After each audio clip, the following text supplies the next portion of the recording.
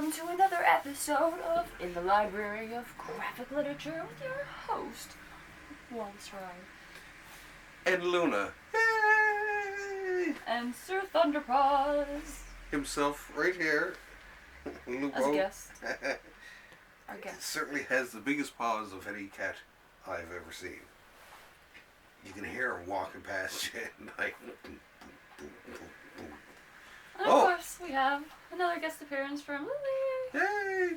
I really like Lili. There's something, she's, and she, hey there.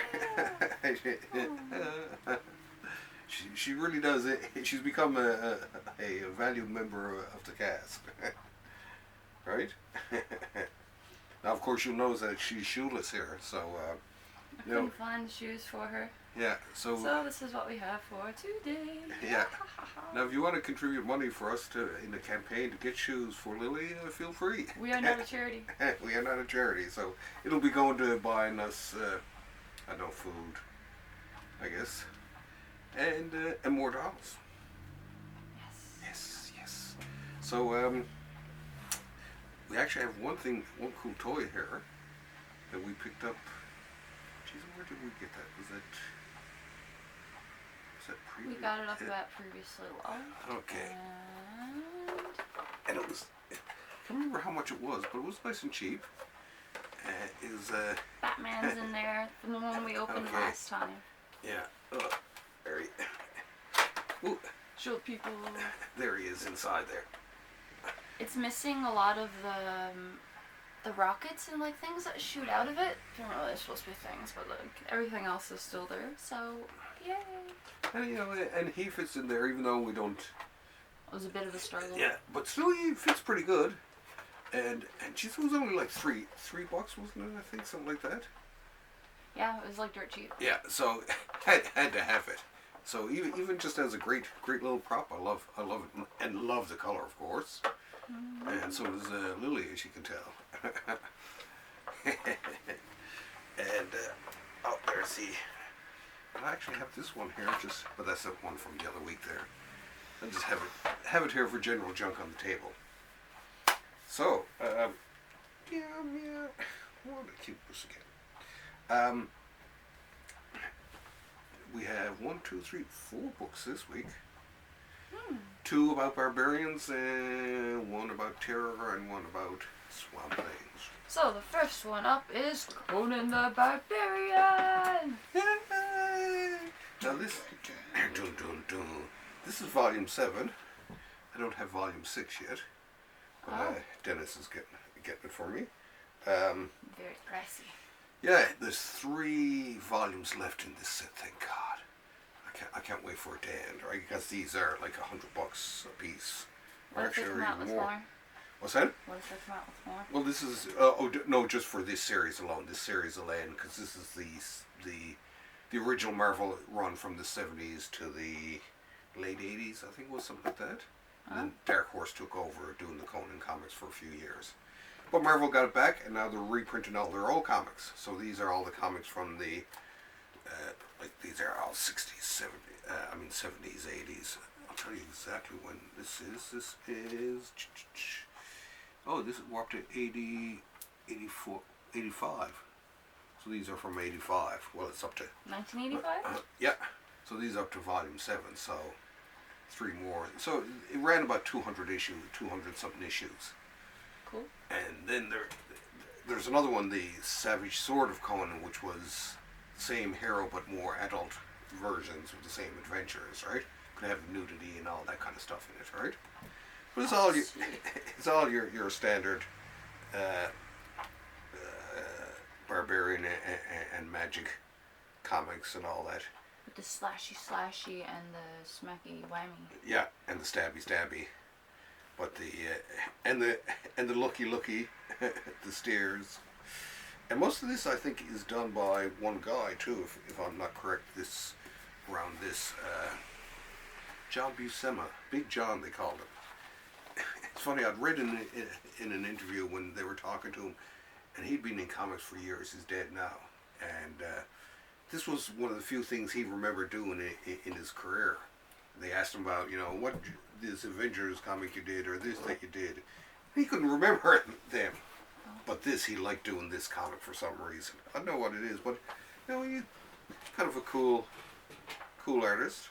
So yeah, a bit of Conan the Barbarian.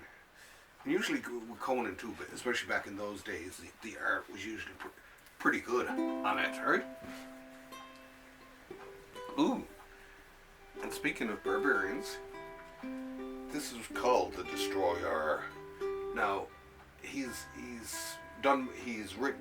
created by the same guy who did Conan the Barbarian. This was his second class barbarian, right? And he's even further back in time than Conan is. He's supposed to be back around when Atlantis was still in existence. And the art in this is fabulous. There's a brother-sister team. Very, very rare in comics. Marie and John Severin. Oh, there. The cat has fled the scene and wants to get out. Okay. And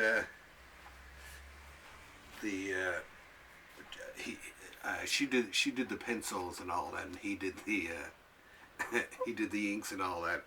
It really changed the look of the comic. Okay, get back over.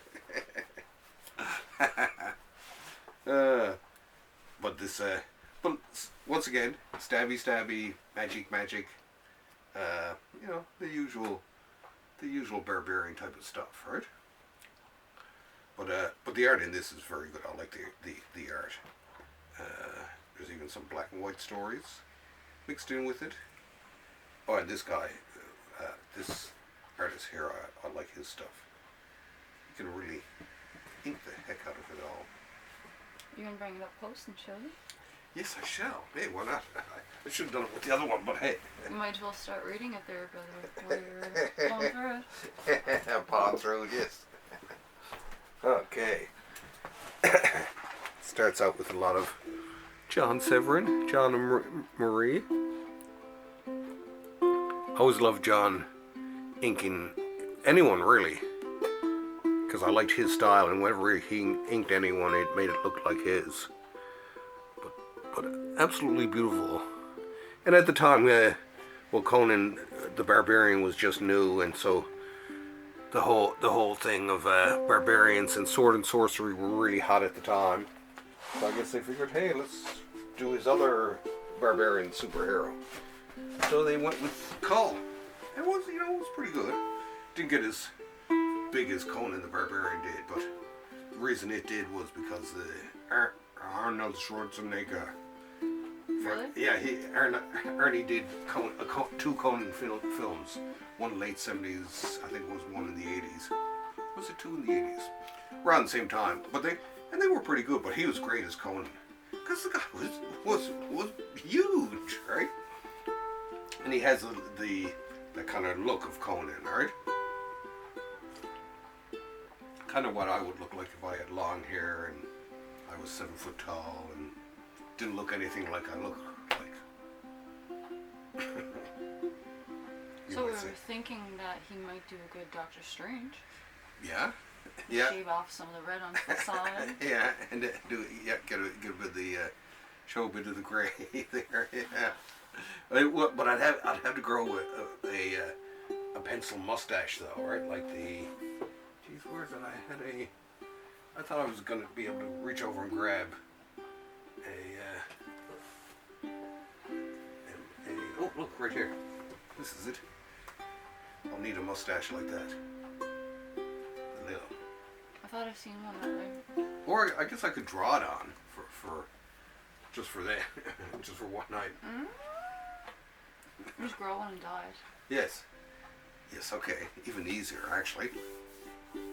And I love Doctor Strange. Actually, he's one of my favorite Marvel superheroes. Now this has a story to it. EC Comics is a comic company around in the 40s and 50s. It started by this guy Max Gaines, and he was killed in a boating accident, so his son Bill Gaines took over. apparently no one really liked Max. But Bill, everyone loved Bill. And he started changing because his dad had it as entertaining educational comics, EC. And when he took it over, and he wasn't even thinking about, he didn't even really want to be in comics. But he got used to it, and he started like Tales of the Crypt and all these great horror magazines, and Mad Magazine among them. But then they came out with the Comics Code Authority, and they censored all his comics. And this was one of the ones, I think, in an attempt to get around it. He thought he'd create this new sort of, they're kind of like comics, but they're comics with typeset. They're almost more picture stories. And they didn't last very long. Because the people who... It doesn't look very... Yeah. I mean, some of the art... edible, I guess. Yeah, some of the art looks nice and all that, but it's just like... It looks like a novel more so, just pictures, like a picture book would be. Yeah, exactly, right? So of course, it never succeeded. And out of all the... Oh, it doesn't look like something that good. No. And out of all the comics that they put out, they all went under except for Mad, which he turned into a magazine. He turned it into a magazine to get away from the censors. Oh. Because they couldn't tell him what to do if it was a magazine. If it was a comic book, the Comics Code Authority could say whatever, you can't do this, you can't do that. But once it became a magazine, he could do anything. And I'm sure he made anything. I'm sure he made a fortune at it, and apparently he was supposed to have been a really nice boss. He used to take his... And we have the absolute Swamp Thing by Alan Moore, Volume 3. Dun, dun, Dun, dun, dun, dun. Now, I actually picked out Volume 2 because I bought that maybe a year ago, I think was when it came out. I'd only started to read it, so even though I've read it before, I'm reading it again anyway. I read it like I was in high school. Yeah? Oh, it's one of my favorite Swamp Things. But I love this because you got the slipcase, which has on the back a John Tuttleben cover. This is actually from one of the covers of it, which I love that. And no, nothing fancy on the ends. Oh, and I like the spine of it here. Looks nice. Have you seen the spine of my book? The spine of your book. Oh, where it's chewed by rabbits. dig this. There's a lot of rabbits in. Well, I took care of that rabbit. No. Sorry. Anyway, bad Wallace. But what I like about they call these the absolute editions. They're supposed to be like the best edition of this comic that there could be. Well, that's how I got introduced to the Sandman, was by reading The Absolute Death. Yeah? Oh, okay, I have that one. Really? So, oh yeah, it's over there behind that pile there. Believe it or not. But these I like because they come with these nice slip cases to keep them in. There's a little death action figure upstairs, but someone has yet to ask somebody if I can have it. I shall. Now look at this here. Check this out. Oh, feel it. Actually, just feel it. It's a cloth. Sort of a... You can feel it. It's a cloth. Lick the book. Oh, don't lick it. Don't lick the book. Oh, look at this. Look. Oh, that's cool, though. That's one thing I got to say for DC. When they do stuff like this, they go all out. And they do an excellent job. And this is the end of Alan Moore's run. That's pretty. And it's absolutely, and this is the same artist that I said, Alfred A. Kayla. I love his stuff. I'm not sure if he inked that story or wrote it. Look, there's how far I am. There I am. Yeah. Let's see. Hang on a sec. It is Rick Vitch and Alfredo A. Kayla. Two great people. Okay. I'm trying to get the Swamp Thing out to the people here, alright? But anyway, look, check out that artwork there. You behave yourself. I knew she was trouble from the moment you bought her. Oh, look, check that out. Look. I mean, the artwork is... Now, these have been recolored. and I compared it the other night because I do have the other edition that has the original coloring in it. And I kind of like. I mean, this is close to the other coloring in terms of the colors and all that, but it is better done type of thing, right? I kind of like it a lot better, right? But meow.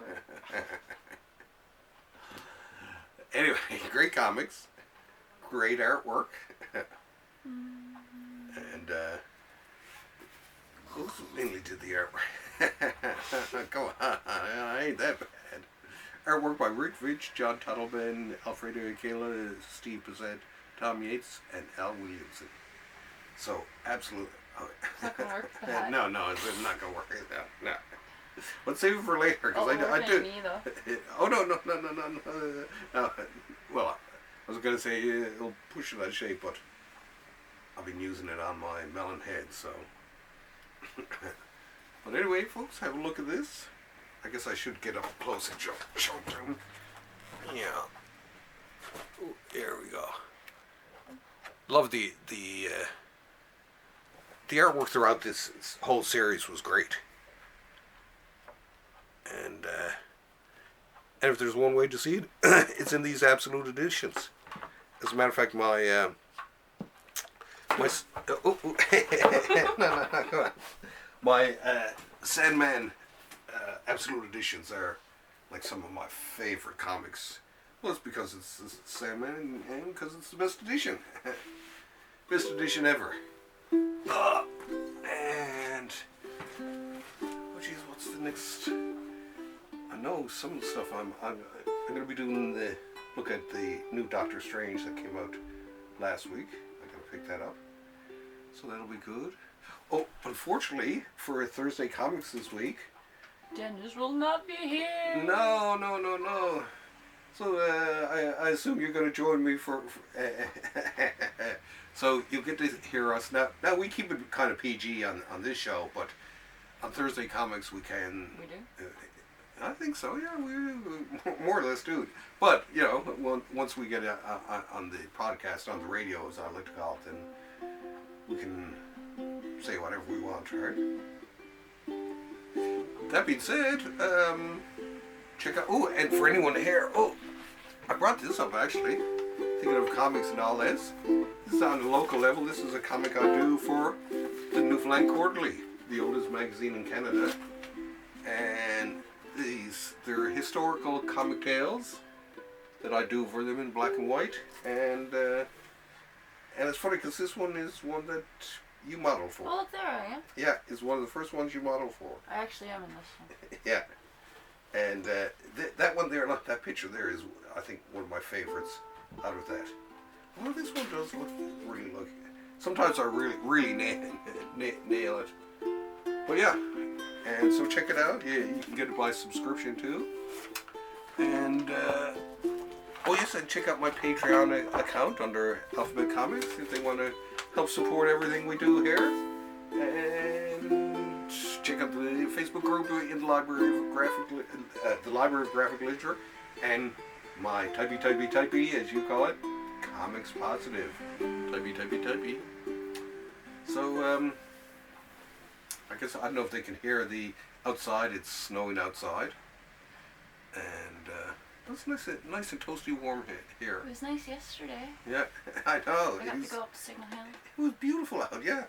And I started watching Loki recently. It's pretty good. Yes. Very good. Yeah, I'm loving it too. And Lego Batman. And Lego Batman, yes. Oh, I always did like Lego Batman. Have you seen Logan, that Wolverine movie? Possibly. It's pretty good. It's just him and Patrick Stewart, him and Professor X. So, when I was younger. Yeah, that was one of my favorites. But yeah, I'd seen Batman, the Batman. Sorry. You went to see it after? Yep. Oh yes. It was pretty. I thought it was pretty good. Some people always too dark, blah blah blah, and Bruce Patterson, he'll be no good. Is that his name? I told him he's really good at spoiling movies, and that's why Marvel won't hire him. No, I won't spoil it. I won't spoil the Batman. But he always gives things away every time we're watching something. He's like, well, let's go up there. I know. I'm working on it. But the Batman, not bad. I gotta say, he did a good Batman. I was surprised, right? Took him 15 years to turn it into a bat. Exactly. And look what happened, right? Was he sparkly?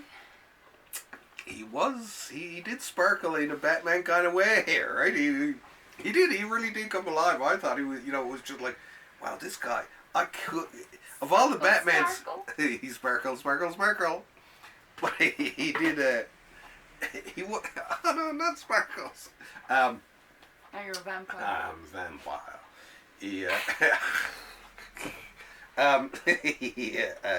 He did a really good job. I was surprised, It was because we were spoiled with Christopher Nolan with what's the name in Christopher Nolan's one?